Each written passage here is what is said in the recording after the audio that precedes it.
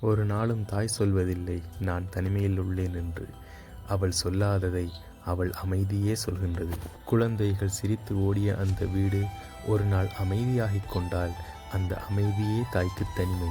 தன் கைகளில் தூக்கி வளர்த்த குழந்தை உலகத்தை வெல்ல வெளியே போகும்போது பெருமை கண்களில் மின்னும். ஆனால் மனதில் ஒரு வெற்றிடம் உருவாகும். அதுதான் தாயின் தனிமை.